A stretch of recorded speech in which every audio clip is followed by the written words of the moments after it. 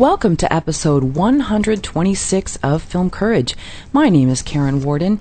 My name is David Brannon, and I'm not only doing the radio show, I'm tweeting at the same time, Karen. Oh, wow. No. Multitasking. Just having fun here.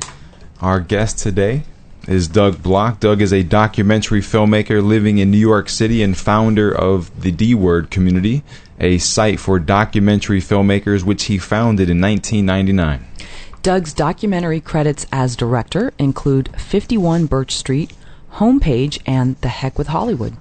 His documentary producing credits include Silver Lake Life, Jupiter's Wife, Love and Diane, Paternal Instinct, American Harmony, A Walk into the Sea, Danny Williams, and the Warhol Factory. Doug's latest film, a personal documentary about his relationship with his daughter called The Kids Grow Up, was broadcast on HBO on Father's Day 2011 after a limited theatrical release and is now available on DVD. And go get that DVD. Doug is also a producer of Amy Hardy's documentary feature, The Edge of Dreaming, and he's the executive producer of John Foy's Resurrect Dead, The Mystery of the, I hope I'm saying this right, the Toynbee Tiles, which won the Best Director Award in the U.S. documentary competition at this past Sundance 2011. Doug also dabbles in blogging on Around the Block, Doug Block's Doc blog. Which is not easy to say. It's not you did easy. A good job I there, tried Karen. it. Yeah, I practiced in the car coming over here. To support his documentary habit, Doug also makes verite-style wedding videos and consults with other filmmakers on their documentary. Please welcome to Film Courage via Skype, Mr. Doug Block. Welcome, Doug. Hello. Welcome to the program. It's an honor to... No, it's nice being here. Oh, great. Very Glad nice. you can hear me. Yes, loud and clear. And you sound good here, Doug. You sound good. In the same room. Thanks. Yes, thank you for joining us. If you had two 21-year-old aspiring filmmakers come to you, one who had been making short movies since the age of, 11, 12, 13 years of age, and then you had the other one who was just sort of catching the filmmaking bug, and they both put in some serious thought, and they both decided, hey, you know what, I'm going to be a filmmaker.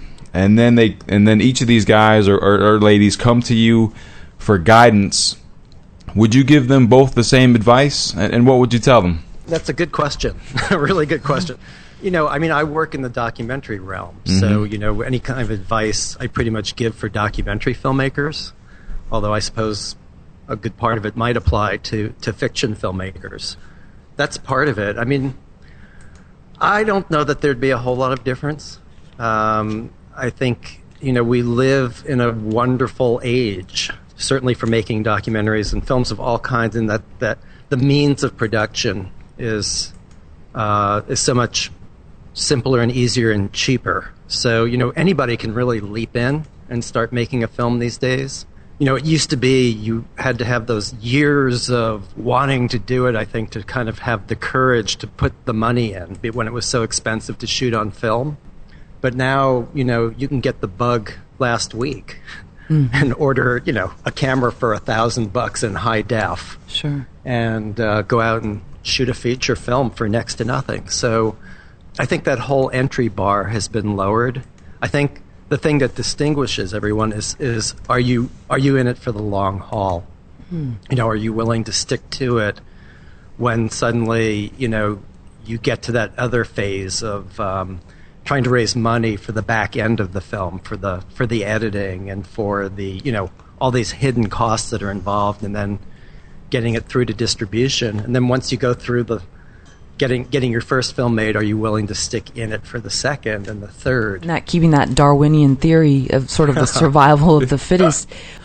What do you think are the things where the people start dropping off? What is it? Is it that constant, need for more money to finish for post-production? What do you think deters people in the end? I think a lot of it is, we go into our first film thinking, we're going to get this great success. We have this dream of what success looks like. Mm-hmm. And oftentimes it's, kind of hitting it big with your first film. You go to Sundance and some distributor loves your film and all, there's a bidding war and they all offer you a ton of money. And, you break in a very large way. And that happens to 1 in 1,000 filmmakers, and the hard part is do you have what it takes to stick in there even when you don't catch a kind of lightning in the bottle, which happens to so few films. Well, is it realistic for filmmakers, independent filmmakers, to think that they can make a living off of their dreams? Probably not, but since when has realism come into this? I think you have to be kind of deluded to think that you're going to beat the odds and your film is going to get out there with the kind of visibility that you always hope for. Just think about how many people submit their films to the top tier festivals, and then how many actually get in. Sure. And then once they get in, how many who are there actually get on the radar of the mainstream public? Very, very few. So you have to be wildly deluded to do this, and to think that you can make a good living doing it, is really delusional. But and I'm saying this more, I think, as a documentary filmmaker, where careers aren't sustained. The system doesn't work to sustain careers in the way that fiction films do when they're successful. I think between agents and distributors and the press, we're always looking for who's the next big thing in the fiction world. And I don't think people look at documentaries and say, look at it on a case-by-case basis. Is this film urgent and timely and important? And they don't think about, doesn't this filmmaker deserve to be, supported for their next film? Whereas in fiction film, I think it's all about your next work and discovering who's talented and who we can come in and work with and support. Well, let's go to your personal story. So what led you to the camera in the first place, and what draws you to documentary filmmaking? Ooh, it's a long story, so I'll try and cut to the chase as best I can. I did a little bit of everything. I didn't go to film school. I went to Cornell, which happens to have a really strong exhibition program where they play, just have a fantastic program of exhibiting, the best of all kinds of cinema. And I went all the time during my 4 years of college, and came out, I think, with this, kind of intuitive feel for movie making. But there's no set path to directing. And I took whatever odd jobs I could for a number of years, just wanted to be on movie sets, learn as much as I could. And the path kind of started taking me towards editing, which I actually highly recommend for anybody who wants to be a director. It's kind of the core of filmmaking. And an opportunity came up to shoot. It was very fluky, and I basically lied to the producer and said I knew how to shoot, and I didn't. And I faked my way through is kind of what happened. And next thing I know, I'm on staff at Newsweek when they had a broadcasting arm.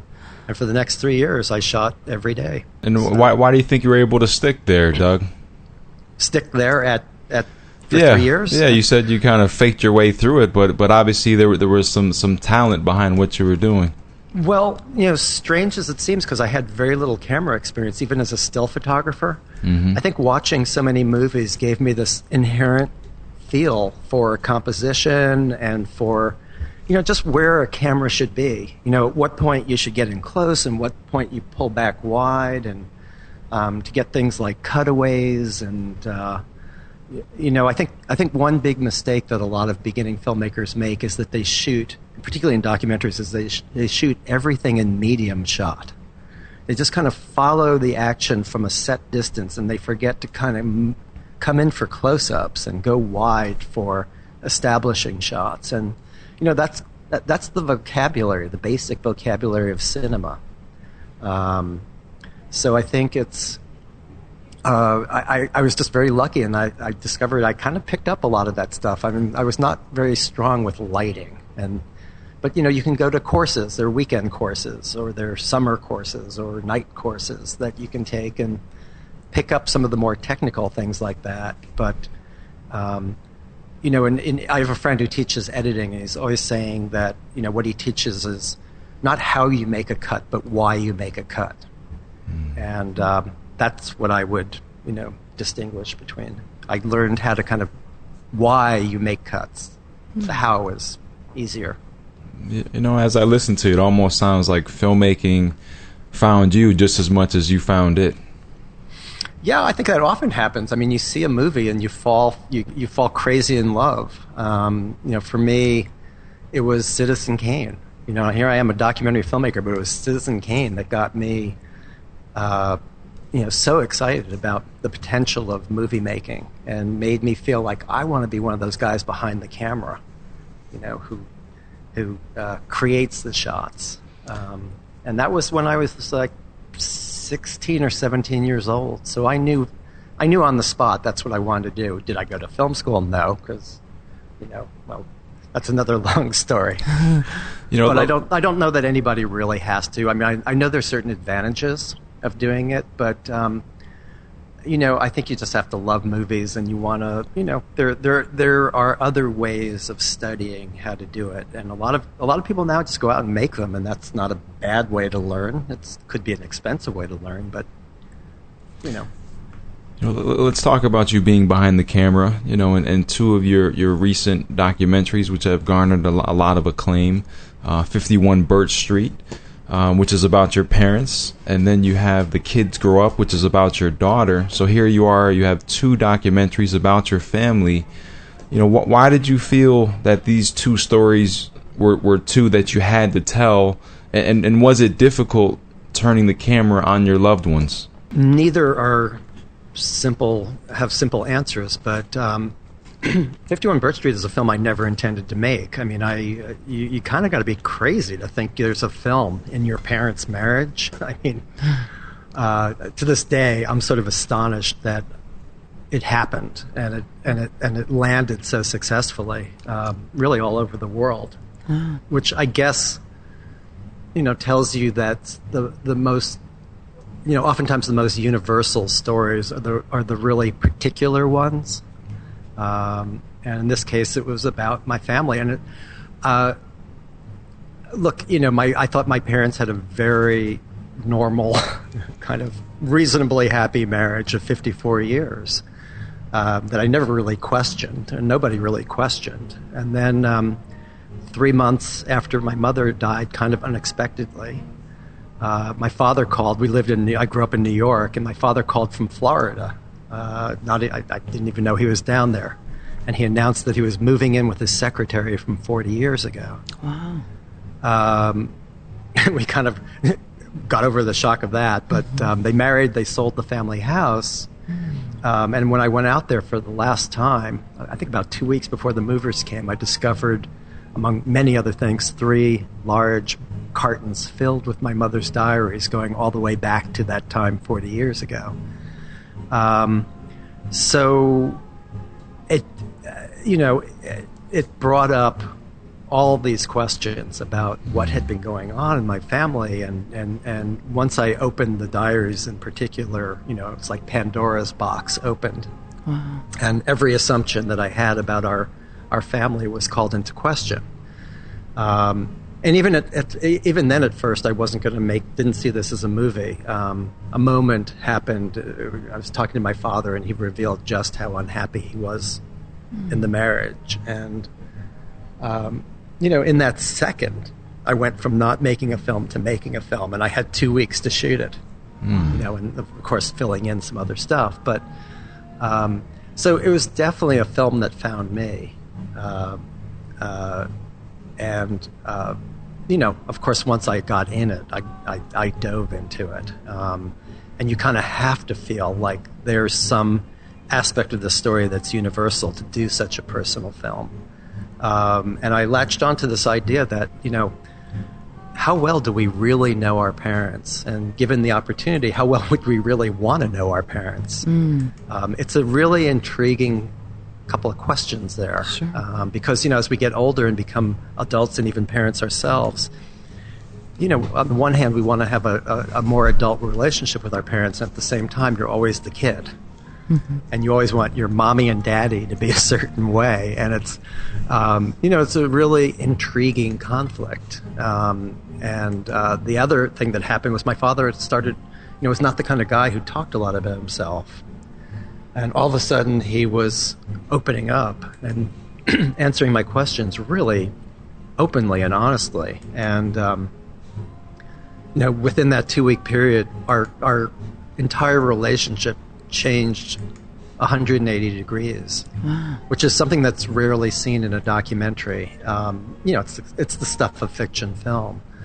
So, it's interesting that personal documentaries about one's family can seem, self-indulgent or narcissistic or, such a small topic. And yet, if you look at Hollywood movies, some of the biggest Hollywood movies, that's the subject of many of them. Many of the classics are about family dynamics. So, it's just kind of an interesting perception difference.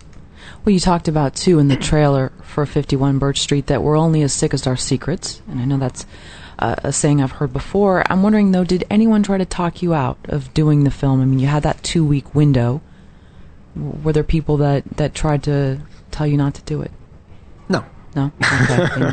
My family is used to me shooting around them. I mean, not that I think there's a misperception from the kids grow up that, for instance, I spent my entire daughter's life shooting her on camera, which is hardly the truth, But, I would take the camera out periodically, family gatherings of almost every sort, even if only for like 10 minutes. And over the years, everybody kind of, they make a face at first and then they get completely used to me doing it and, basically ignore me. So it's a documentary filmmaker's dream to have that kind of access and willingness. And, my family's really comfortable on camera. They're kind of comfortable being themselves. And, it's just something I picked up on over the years. So, and the other thing is, you're shooting on a camera. They all now, of course, and have for the past 10, 15 years, started looking like camcorders. These digital cameras, these now high-def cameras, still look an awful lot like just a plain old camcorder. So, my family sees me whip out the camcorder, and they don't kind of connect it to, their son or their husband or their father, who makes these movies that end up on big screens and play on places like HBO. Mm-hmm. They just see me doing, what seems to be the home movie thing. So, no, the answer to the question is nobody gave me a hard time.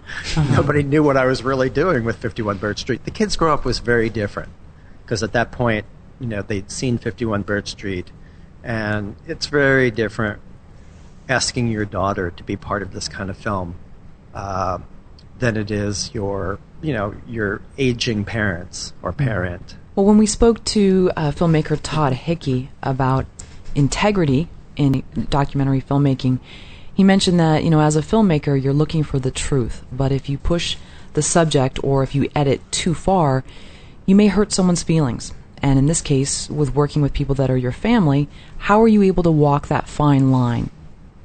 Or because they were so used to having that camera around that you kind of got beyond that? Well, there's a difference between shooting and editing. And I think those kinds of, there's a certain ethics to shooting, which is you don't force anybody to, be on camera when they don't feel like it. You tell them you're bringing the camera out.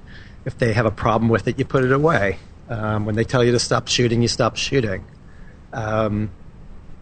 So, that's first and foremost. Part of the integrity, I think, comes from treating everyone, whether it's your family or not, with respect and dignity and the golden rule. And I just personally hate trying to make fun of anybody on camera. You're in this big power advantage, with them. They're trusting you with their with who they are, with their persona and with their lives, basically. I hate to sound so dramatic, but they're, in a way, opening up their lives for you to interpret. And there's a big responsibility there. And I think you have to, I think first and foremost, you need to be truthful. I think most people can take almost anything you put out there as long as it's true, truthful. I don't just mean accurate. I mean true to the spirit and your understanding of who they are. which in some cases means, in my wife's case, I did a very brief interview with her when she was in the middle of a full-blown depressive episode. Yeah. That's in The Kids Grow Up. And, I think she was, first of all, look, it was very difficult to shoot. I did it knowing that she would have wanted it in there, and also knowing that she would see it first, and if she didn't want it, it would go. I mean, she's very proud of it now. But part of my point is that it doesn't necessarily mean showing people in their best light, but giving them, by the time I was interested in showing, and Marjorie certainly was interested in having it presented, that, depression is just part of life, and it's not something to feel shame or stigmatized about. And so the more matter-of-factly it's treated and depicted in films, particularly ones that aren't really about depression, the more it goes away as an issue, the more comfortable people are talking about it, and the more helpful it can be for others. So, knowing that, I shot it, and it was very hard. I could only bring myself to shoot about 2 minutes worth. Virtually all of it is in the finished film.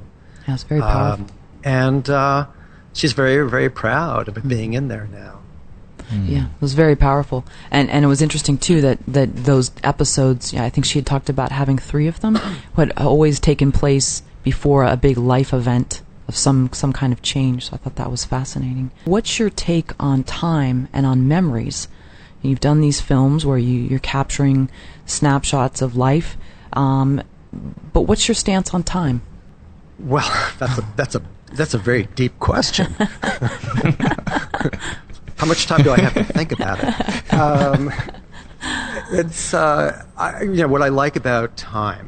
I mean, it is fascinating to deal with on film, and it's a big advantage of being a documentary filmmaker, and particularly somebody who's shot with my family over the years.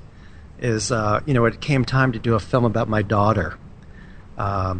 Something that I'd been thinking about as she was growing up, but never could really get a handle on until she was going into her senior year of high school, and it dawned on me how soon she would be leaving, and I realized that really was kind of the most dramatic and I would say urgent part of parenting is this whole process of letting go. I shouldn't say urgent, but more that there hasn't been many films made about it. Certainly not from a parent's point of view. And I guess it's part of the beauty of, again, living in this age of the camcorder, and that Lucy was born into it, and that I was able over the years to do a little bit of shooting regularly, and over time it built into quite a little archive of getting not just the big moments as we understand, like graduations, things like that, but birthdays, but getting moments like when she got her ears pierced for the first time, or when she passed her driver's test.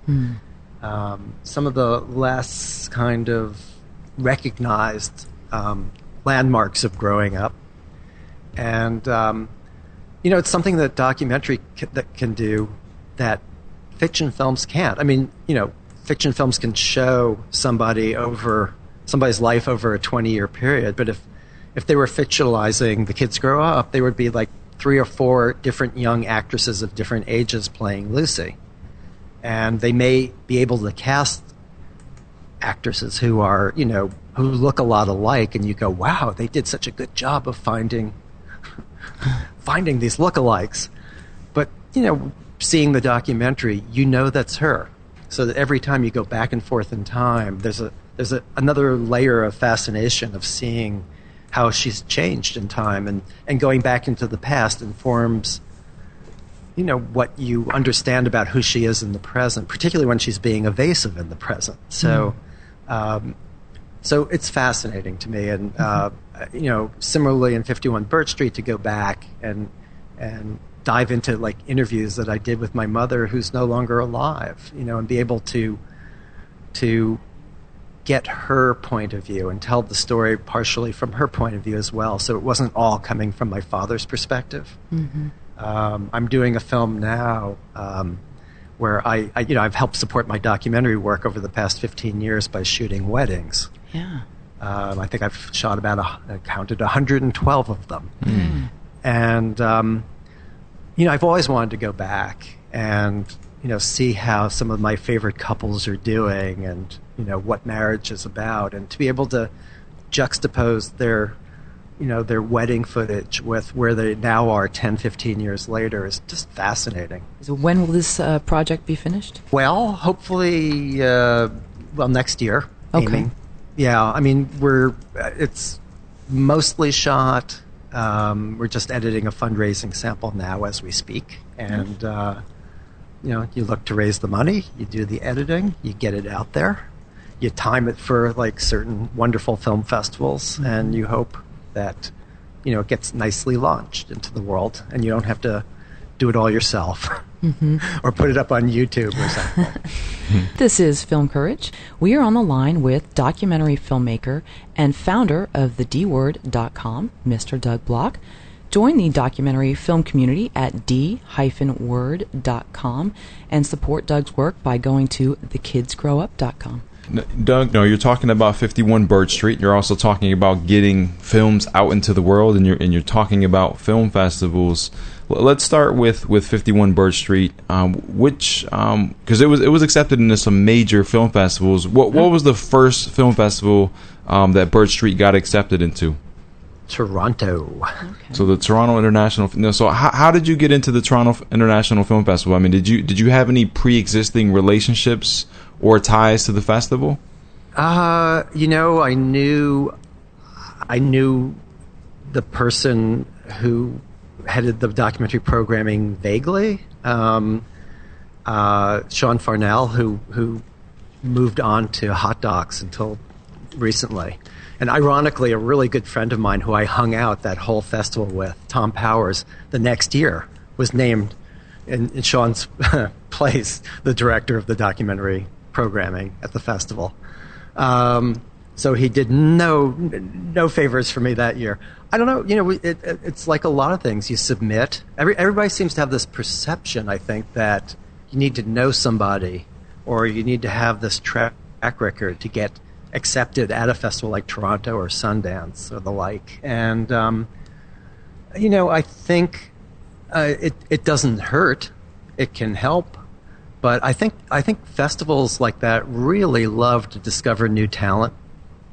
And I give them a lot of credit for every year coming up with really good new films. I can tell you firsthand because I'm executive producer of Resurrect Dead, The Mystery of the Toynbee Tiles, which opens in theaters on September 2nd, I might add. Okay. And is actually online now at iTunes Nice. and certain other VOD landing spots. But the guy who made it, John Foy, it's his first film. He did everything sort of backwards in the wrong way, and did it all himself over a 5-year period. Basically funding it out of his pocket, cleaning houses and living on food stamps and things. And I actually got on board because he's a D-Word member. And he, I think it was like eve of Thanksgiving, I got an email saying, "Help, I just got into Sundance." And, we got to talking, and he had submitted...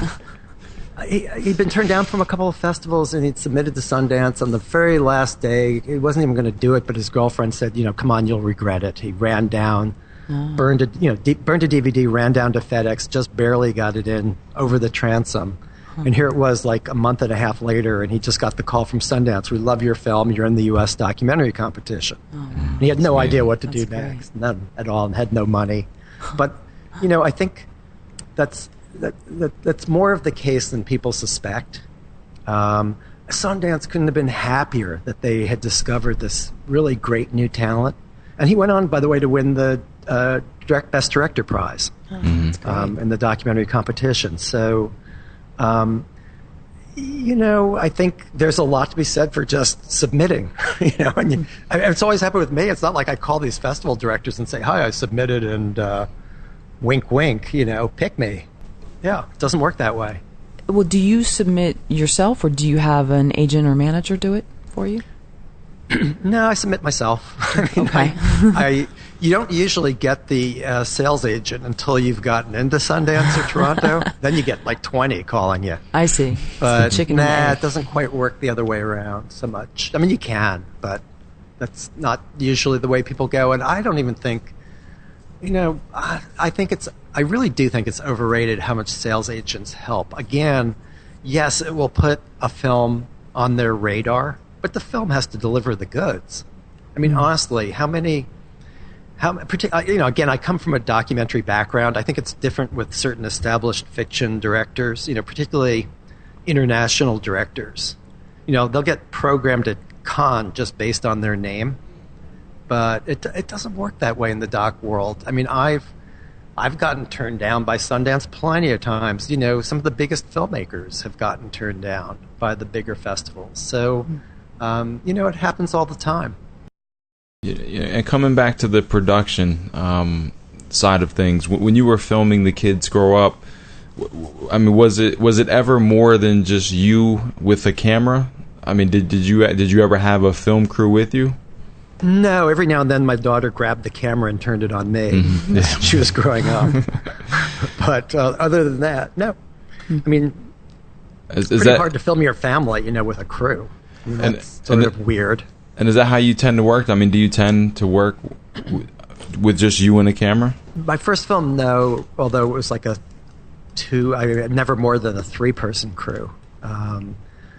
But since then, the last 3 films have all been me, and I just find it, I like the intimacy of shooting by myself. I'm going back to the wedding couples now for the new film, and I'd love to have a sound person who could help me schlep the equipment too, and set up the light if we need one or something. But I just think it would completely change the dynamic of the interview. That there's, that's how they know me. That's how I shoot my wedding films. It's just me. It's not a crew. We're not turning this into production. I am a fly on the wall following you on your wedding day. And I hope they ignore me as best they can. Likewise, in these kinds of films that are, meant to be intimate and come from a first-person perspective, I just don't see how I could have another person in the room with me, much as I'd love to. I hate humping all that equipment. It's just really, I'm getting too old. I mean, and do you think that has a large part, or that plays a large part in just the authenticity you see in the films that you've made? I do. People being I really relaxed do. I think and it shows up comfortable. on the screen. I think, I think where my experience comes in from having shot so many years is, I still try and make it look really good as I possibly can. I mean, I do pay attention to where is the light coming from and how is it falling on their face, and try and get good compositions and things like that. So, part of my brain is going there. And the other part of my brain is trying to, I'm not a performer, but I'm often in the films as a character, or it's coming from my personal experience, whether I'm on camera or not, and I try not to be on camera that often, really. But I just think there's something really important about the kind of energy and dynamic that you have of just shooting as one person, and having people look into the camera lens as opposed to looking off screen at a invisible interviewer from off camera. As a cameraman, as the guy who worked, in the beginning as a cameraman for other documentaries and other documentary-like, news features and things like that, working with many, many different producers, it always struck me as very strange, that conceit of having the interviewer be slightly off camera and seeing somebody look, slightly to the right or left of the lens. you don't really sit and analyze it much, but, as a camera person, I did for years. I was like, why is this? Why can't we just look right at the camera?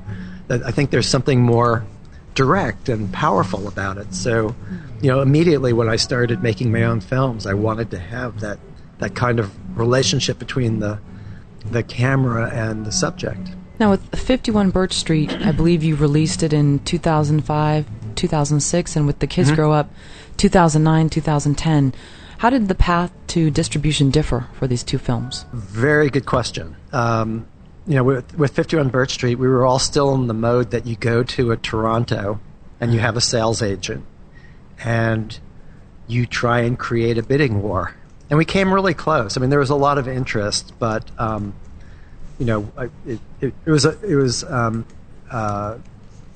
there are any number of reasons why it just didn't happen. But now, by the time The Kids Grow Up came out, it wasn't realistic to think that way about documentaries anymore. I mean, the market had changed.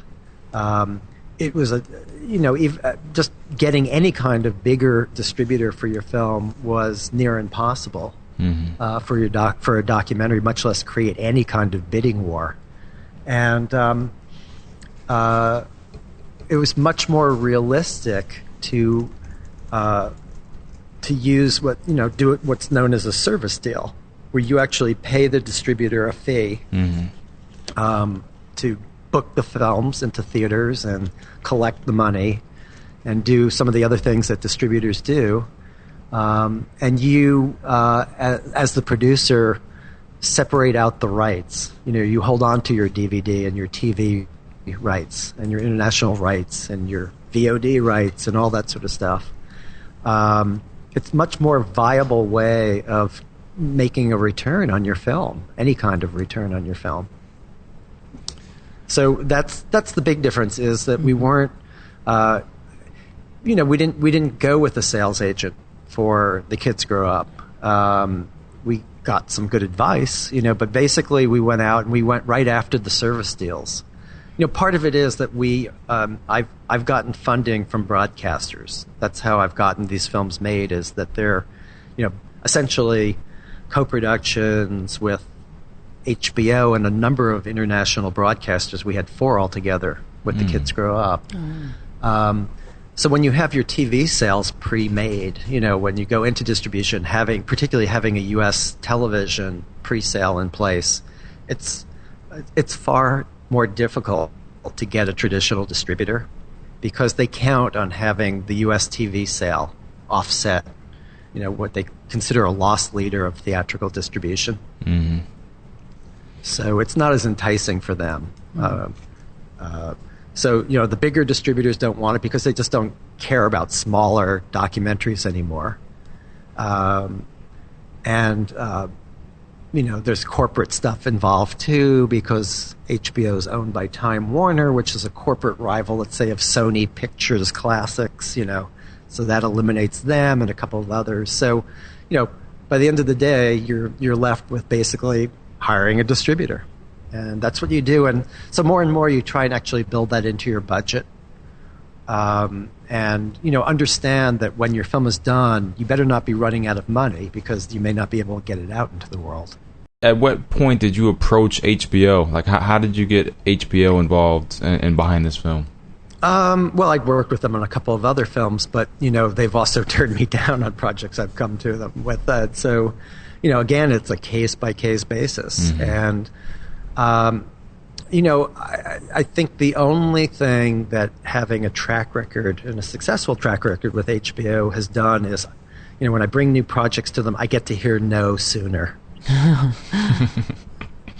They have a pile of about 100,000 DVDs that have come in with samples and works in progress samples, and that's just that week.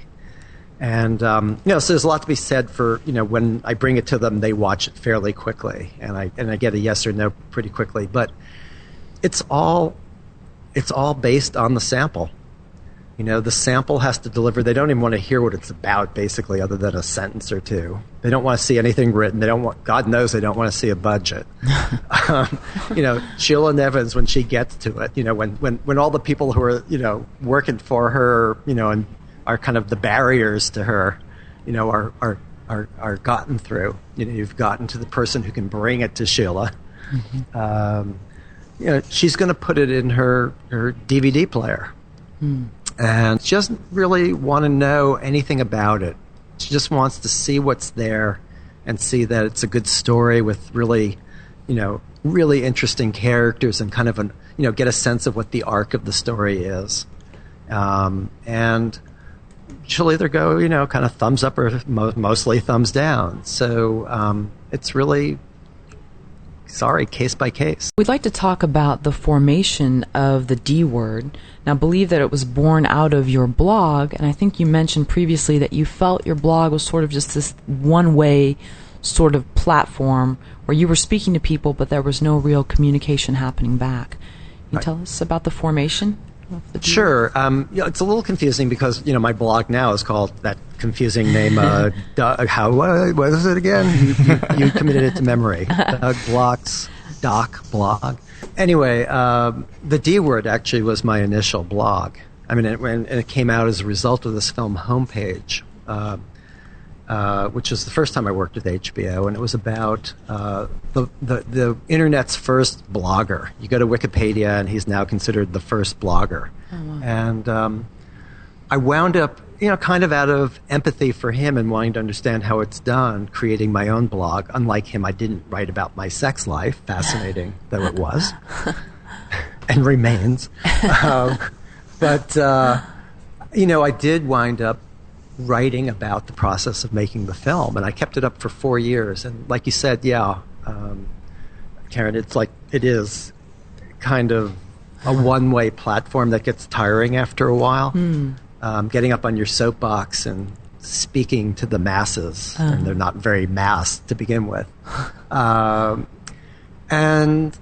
so, it was kind of the distribution phase of the film was winding down, and I was speaking to a friend who's very big on virtual communities, and I'd gotten to know what that was like a little bit from the film, and I just casually mentioned that, wow, documentary filmmakers would make such a great virtual community. When there's such a, they're great people, and they're really good about sharing information, and God knows we all work in isolation, even in New York City. We're kind of like,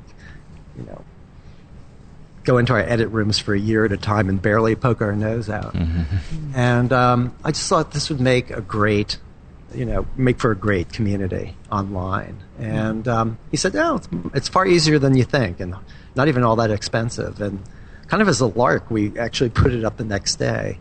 And that was over 12 years ago. And, we never really promoted or advertised it. I'm glad you brought it up. But, I probably wouldn't even have mentioned it had I been on here, without you bringing it up. And yet it's grown to over 8,500 registered members from 117 countries. Wow.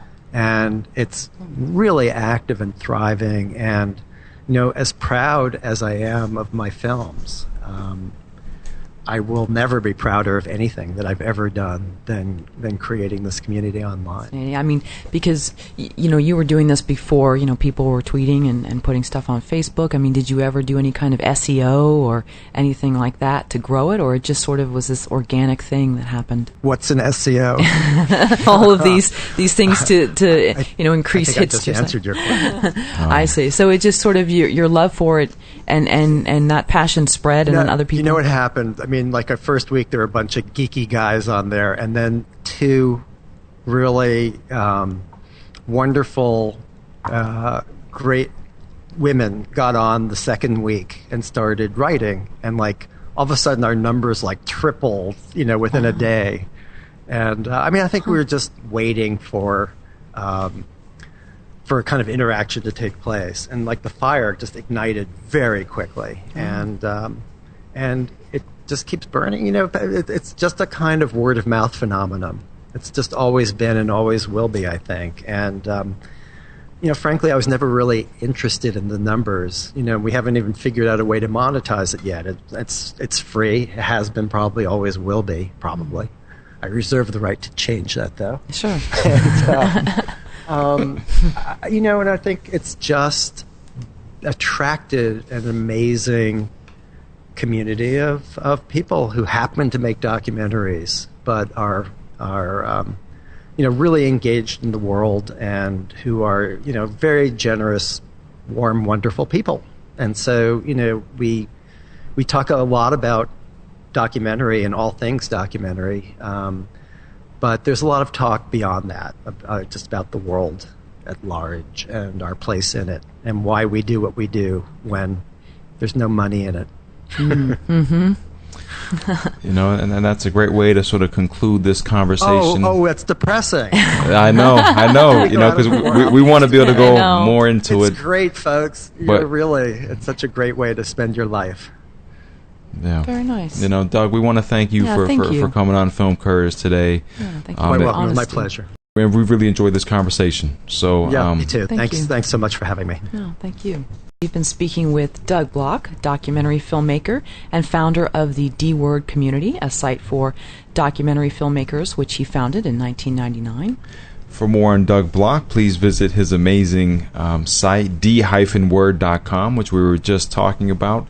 You can also visit thekidsgrowup.com, DougBlockWeddings.com, at Doug Block on Twitter, and at thekidsgrowup on Twitter. Facebook and Facebook.com/thekidsgrowup. And thank you so much, Doug, once again for sharing your time. And we're going to sort of release you back to editing. Yeah. Doug's calling us from the editing room today. And thank you for joining us on another edition of Film Courage. And we look forward to being here with you next Sunday at noon on latalkradio.com, where we will be joined by filmmaker and musician Stephen Marmarco to talk about his film, The Great Intervention. And you can check out an article that Stephen wrote where he's naked and has peanut butter on his nipples on our website. And that article is called Fudge Zoloft Make Indie Film, but just know that we warned you. But, your life will forever be impacted. For more information on Stephen Marmarco, please visit greatintervention.info. And until next Sunday, have a great week.